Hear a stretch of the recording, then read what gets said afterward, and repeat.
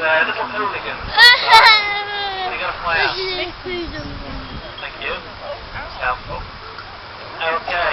Now, even though they are called Harris hawks, they're not actually a true hawk at all. They're actually more akin to the buzzard family.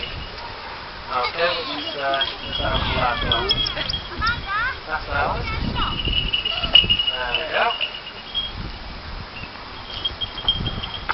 Off he goes.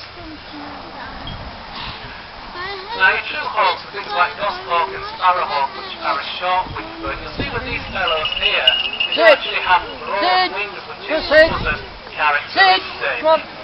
Now, if you look at any bird of prey species, you get some idea of the size of prey they're actually able to take. And a Harris hawk is quite capable of taking anything up to the size of small hair. Okay, just come over here then, Randy. Fly our hawk.